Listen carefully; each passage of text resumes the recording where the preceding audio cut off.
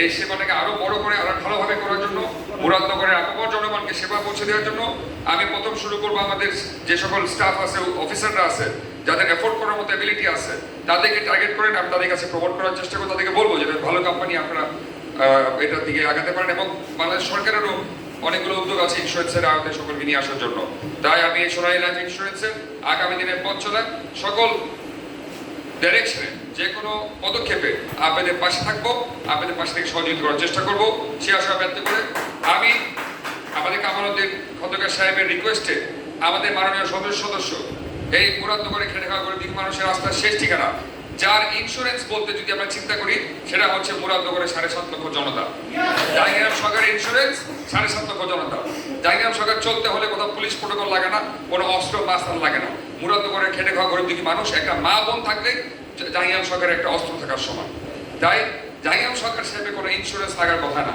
তারপরেও আমরা চিন্তা করলাম জাহাঙ্গীরআলম সরকার তো মুরাদনগরের মানুষ নয়, তার ইন্স্যুরেন্স সারা বাংলার মানুষ তো না, কিন্তু ইন্স্যুরেন্স কিন্তু সারা বাংলা।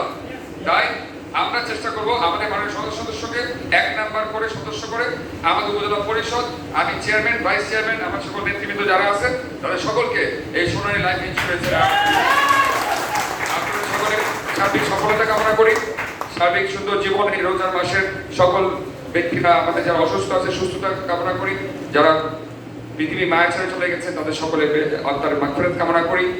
একই সাথে আমাদের হাজারকালের শ্রেষ্ঠ বাঙালি জাতির পিতা বঙ্গবন্ধু শেখ মুজিবুর রহমান এই অগ্নিঝরা মার্চ মাসের সকল শহীদদের, আমাদের 8 লক্ষ মা বোনেদের আত্মার মাগফিরাত কামনা করি। তাদের আত্মত্যাগের প্রতি সম্মান প্রদর্শন করে আমাদের এই স্বাধীনতার মাসের সকলকে আবারও এই রমজান মাসের প্রতিটা ফজিলত, প্রতিটা সওয়াব, প্রতিটা নিয়ামত যেন আমরা সুন্দরভাবে গ্রহণ করতে পারি।